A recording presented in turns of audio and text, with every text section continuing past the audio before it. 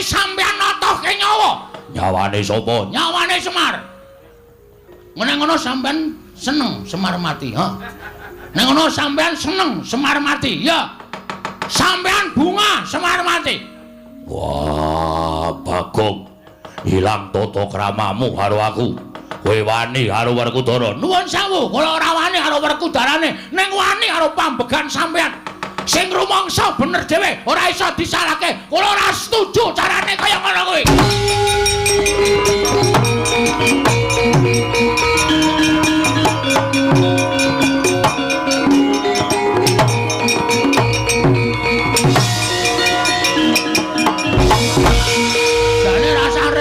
Ngono wae.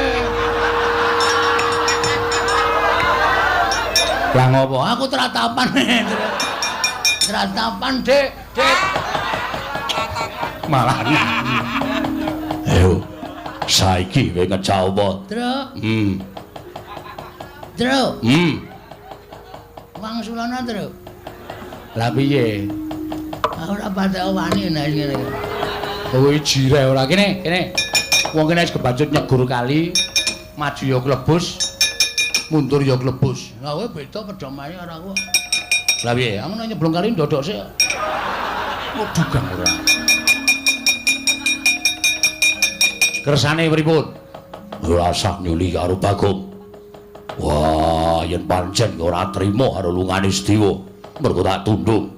Anak-anake Semar arep ngopo? Nuwun sewu, mbangane kula kelangan bapak.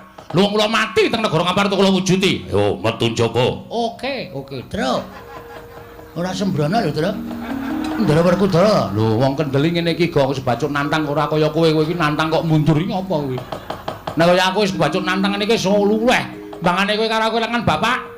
Nek nganti Ndara Werkudara ora iso nemokke Ndara Sedewa, ora kersa goleki dina iki. Oh, rame-rame lantas malang-malang putung. Gecek ndas. Wah, gecek geti metu njaba.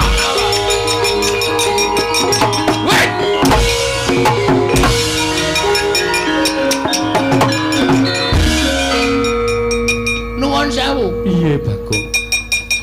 Anane kedadian kaya ngene iki mau merga Kresna nuwun sewu Sundarawati nyilih pusaka Jamus Klimasada. Iya. Sapa sing ngeterke tekan kene? Ngeterke. Koko Prabu Ndarawati diderekke Koko Prabu Mandura. Nah, iki sumbering masalah. Hus. Ratu kok dihu. Sampeyan sing nderekke Sinundarawati. Yo. Sampeyan ngerti mboten Sinundarawati niku tenan-tenan apa ora negara Ndarawati ketaman pegebluk. Yai Prabu Kresna rawuh ana negara Mandura.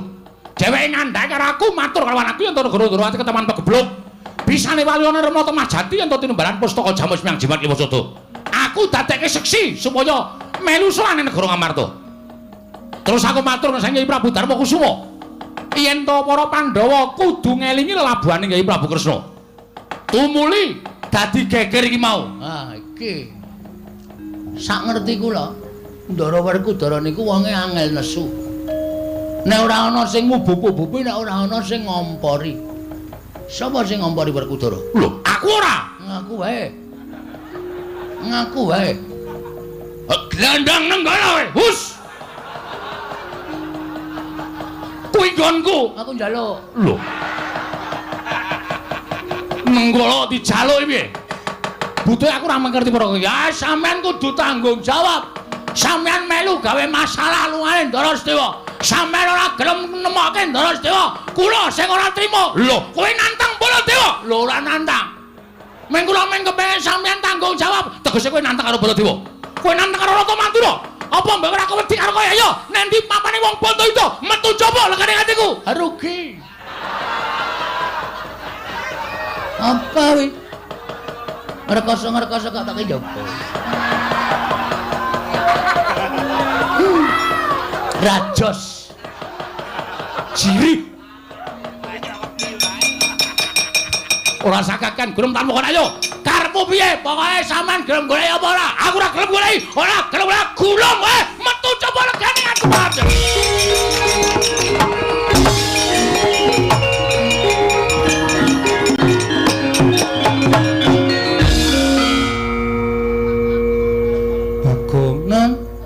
Lah kowe iki ngopo? Nantang Koko Prabu kok Koko Prabu metu saka Ndaturaya kok kowe malah begogo. Santai. Ha sing repot ra kono.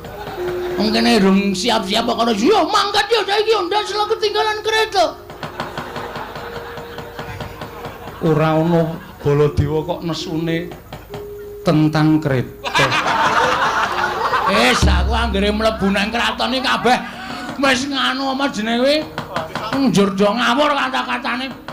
Kuntadewa barang kok tentang. Yo sing gedhe pangapuramu mboten menapa. Wis kono nek arep genahke perkara iki metu njaba. Sendika ngestaken dawuh. Nyuwun pamit. Nyuwun pamit madal pasilan sinuwun. Sing ati-ati aja kaya bocah cilik. Nggih.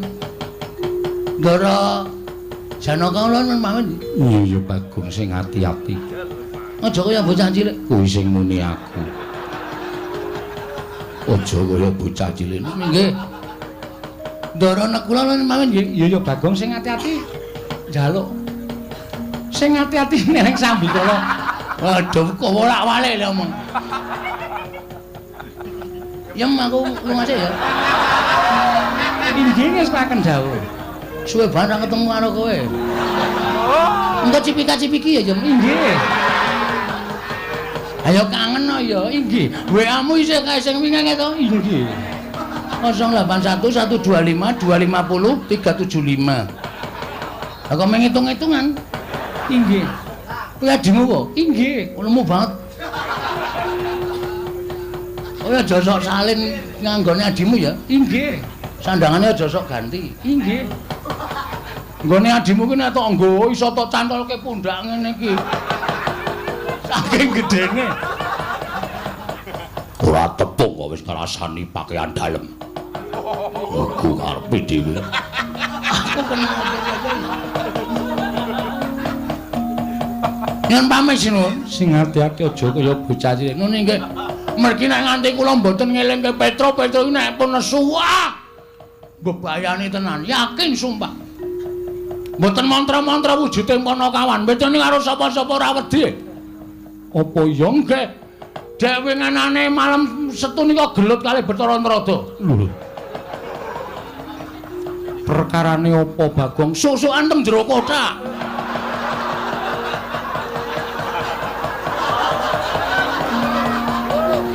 Kok iso enggak ora weruh. Dosare kabeh.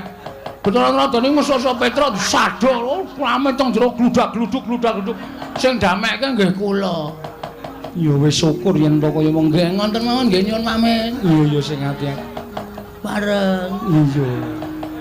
Pun ya Ndara Janaka. Iya sing ati-ati Bagong. Ndara Sembadra sehat to? Sehat.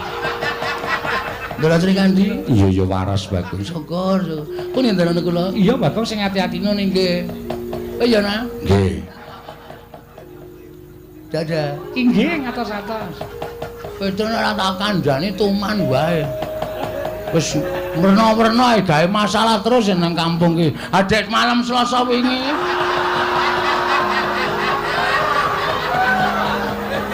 Malam Selasa ngopo? Ora do ronda. Remi dolanan iku mengitungan kok kancane do ditempilingi. Nek boten kula pisah ajur sak kampung.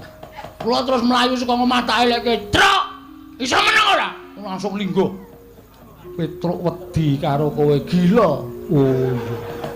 Nggih mun ngoten mawon nggih ngabari tok. Iya. Njing ampun gawe anu tatu atine Petruk. Iya Bagong. Nggih pareng. Iya. Monggo. Iya Bagong.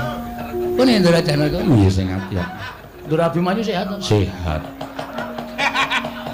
Ndara kula nyuwun pamit. Iya sing ati-ati Bagong. Oh iya nak. Nggih sing ati-ati. Cerewet wae. Tonyo modar wae. Durung entuk-entukan dilokke. Pun ngoten mawon nggih sinuwun. Iya sing ati-ati. Nggih mengke ndak selak Petra malah gelut kali Ndara Baladewa. Ya nek Baladewa menang, nek nganti kalah, napa mboten mirang-mirangke ing atase Ratu Mandra niku Ratu Digdaya Sekti kalintang jayane perang kok nganti kalah karo Petra. Ha iya ta? Iya. Ngoten nggih? Iya. Are. Iya. Pun nggih? Iya, Bagong. Pun nggih, mbah, ora caturan. Oh iki wis krasa iki sing. Nek ora ngoten ndak ora rampun apa ya. Kula tak metu tenan sanipun mboten ajeng teng mriki mboten ajeng pamit wong tak pamit ya ora di perasaan babar blas. Pun nggih? Iya. Kula niku ya gumun. Aku ya gumun. Sebabe kok cerewet. Ora dikai dhuwit kok. Bagong Ratu lenggah Siniwaka ora nggawa Prabiya. Waduh. Ndara Janaka, mengko yen wis tekan karang kadempel tak paringi. Kapan? Ya mengko mesti tekan kono, Bapak. Ndarane kula kan duwe. Tegas iki aku seneng nek tegas niki malah seneng. Nek wong tegas iki sing kere tetep kere, sing sugih tetep sugih. Ngono kuwi karepku. Nggih sampun nyuwun pamit madal pasilan. Sing ati-ati aja kaya bocah cilik. Nun nggih. Ana nggih? Iya.